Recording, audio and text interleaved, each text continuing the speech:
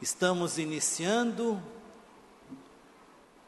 a Santa Quaresma, ou que nós chamaríamos, numa linguagem mais litúrgica, os exercícios quaresmais.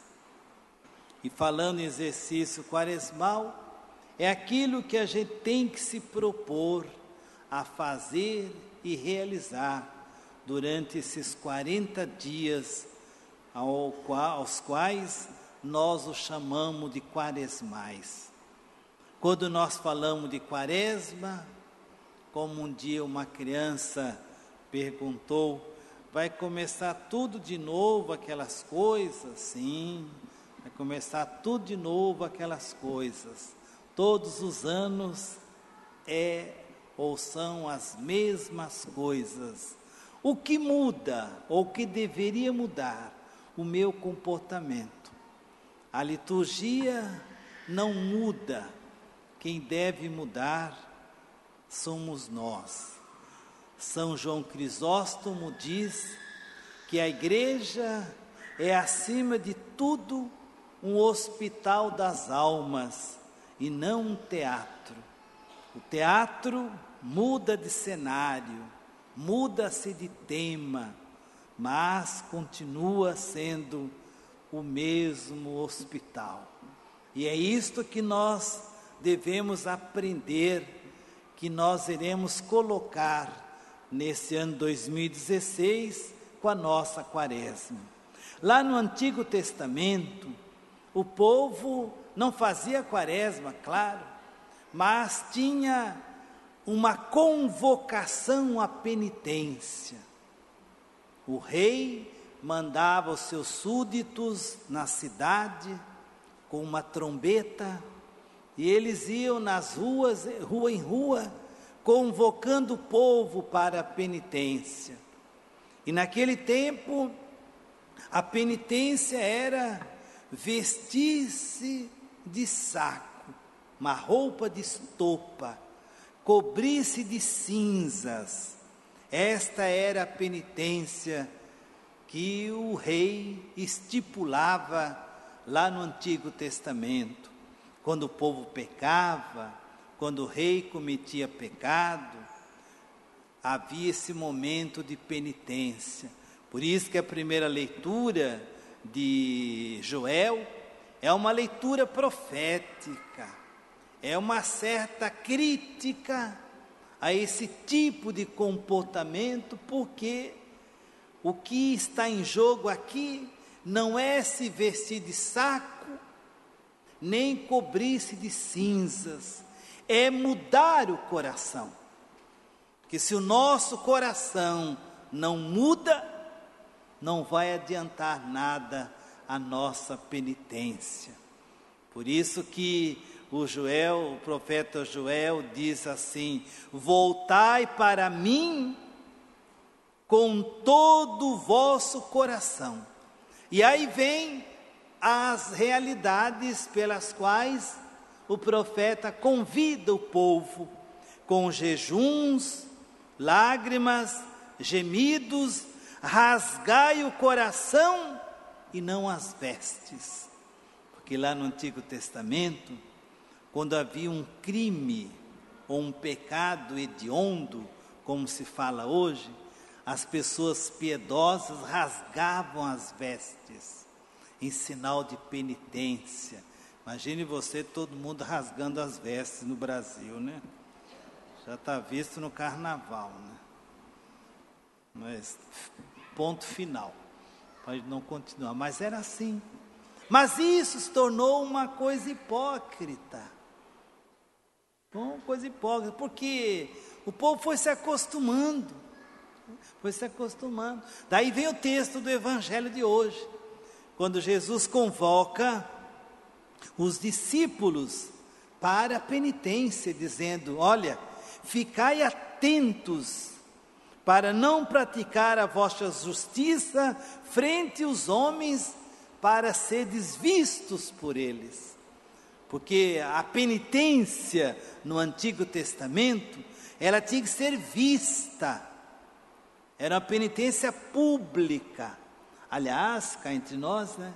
Na igreja primitiva também não era diferente. Mas na igreja primitiva havia uma razão pela qual havia a penitência pública. Por quê?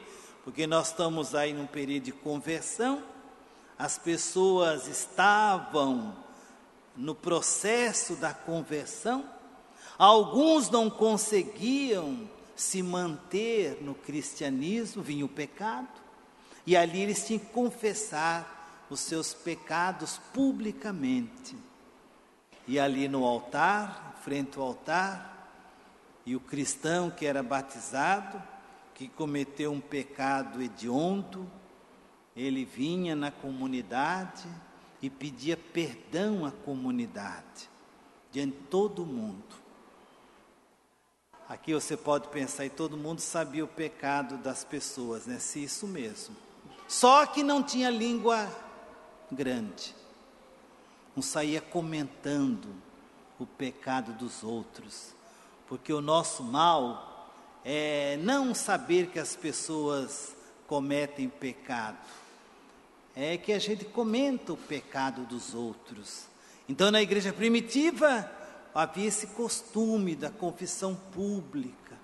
Só depois do século V, por aí, é que a penitência ficou reservada, e depois estruturalmente, no século XVI, reservada aos confessionários. Por isso que nas igrejas mais antigas, havia os confessionários, entravam na caixinha para contar ali os seus pecados. Por isso, porque as pessoas foram perdendo a sensibilidade do pecado, porque você sabe que pecado tem duas dimensões na nossa vida.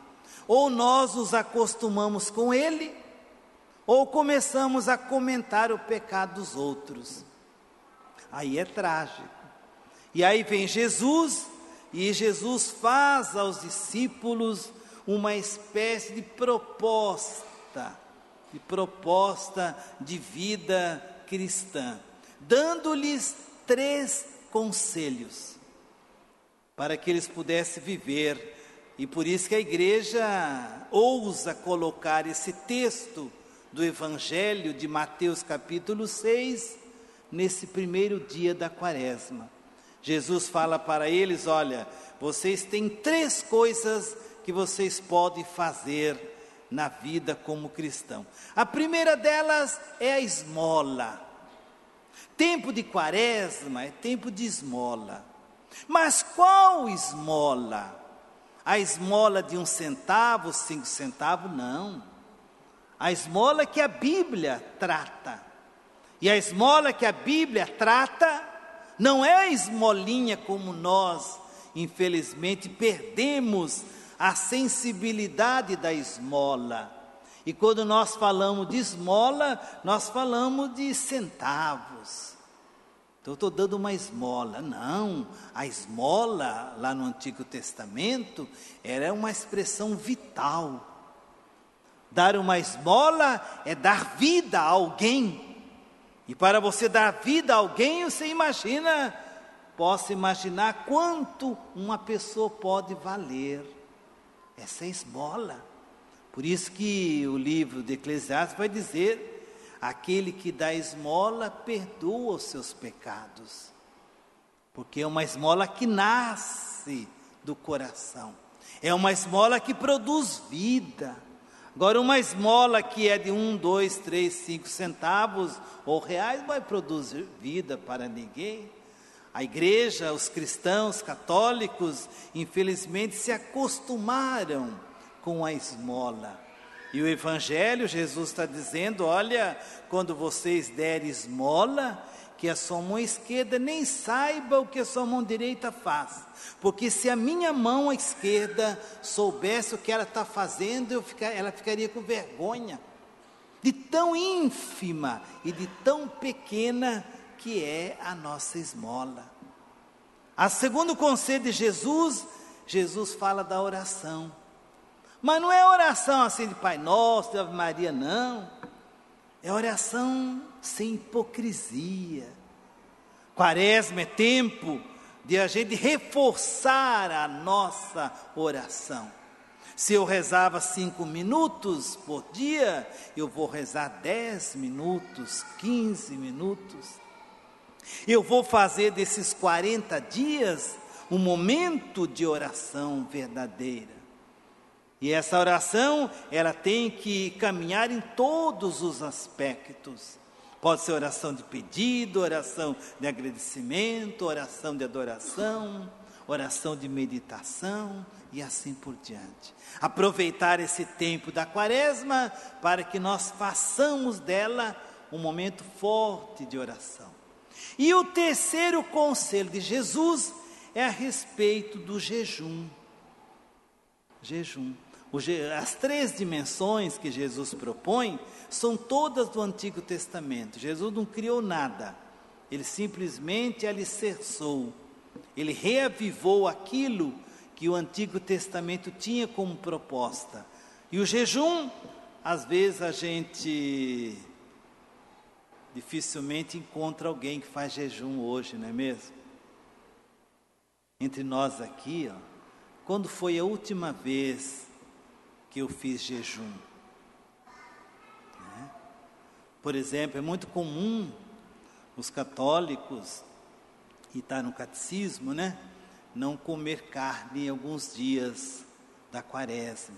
Bem antigamente, no tempo do Concílio de Trento, era vetado ao cristão católico comer carne todas as quartas e sextas-feiras. Essa lei foi abolida e agora nós temos, pelo novo catecismo da Igreja Católica, somente 2 dias por ano, onde eu tenho que fazer jejum de carne. É na quarta-feira de cinzas e na sexta-feira santa. Fora desses dias, ninguém está proibido de comer carne. E dependendo da idade, nem jejum mais tem.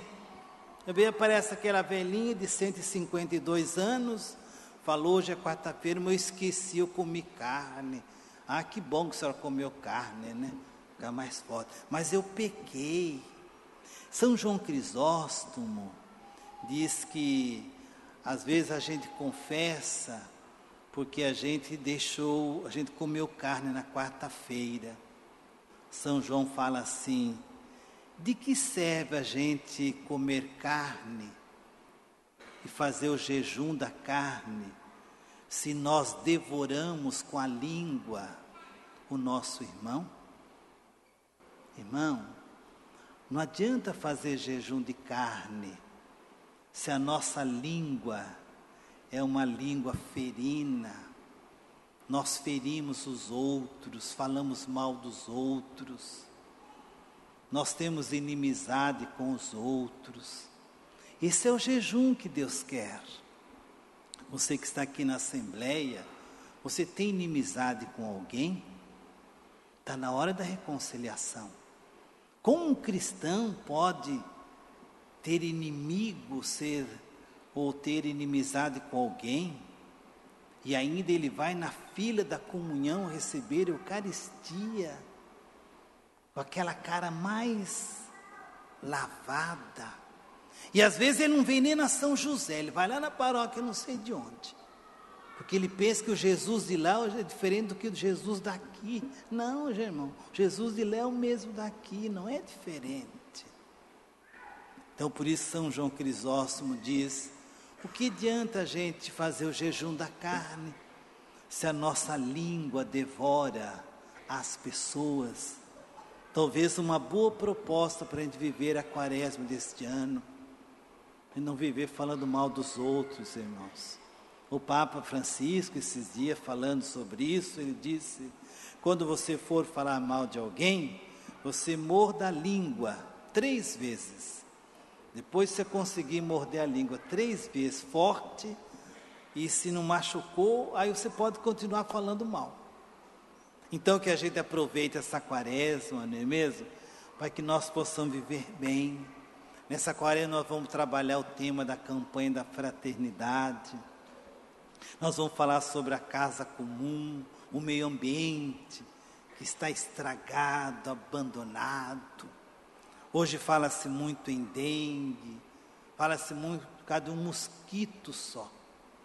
Esse mosquito só existe porque a nossa casa ecológica está péssima, está mal cuidada. Veja vocês, que sucesso faz um mosquitinho, e que sucesso deveria fazer a conscientização das pessoas. Por outro lado também, irmãos, infelizmente, nós vivemos uma neurose da dengue. Há muito medo, nós falamos demais que existe esse problema da dengue. Até falam que é um vírus, né? A gente precisa cuidar bem da nossa casa comum. E nós sabemos que quando nós não cuidamos bem da nossa casa comum, da ecologia, do meio ambiente, tudo aquilo que é ruim, tudo aquilo que é mal, acontece. Eu desejo para você uma feliz quaresma, onde o Senhor, Deus da vida, possa nos cobrir com as suas cinzas. No final da celebração, nós vamos receber o sacramental das cinzas, para que essas cinzas, elas signifiquem e simbolizem aquilo que nós somos. Nós somos pó, e em pó iremos nos tornar. A vida, irmão, é tão pequena para que a gente possa se preocupar com coisas menores ainda do que a nossa própria vida. De pé, façamos as nossas orações, rogando a Deus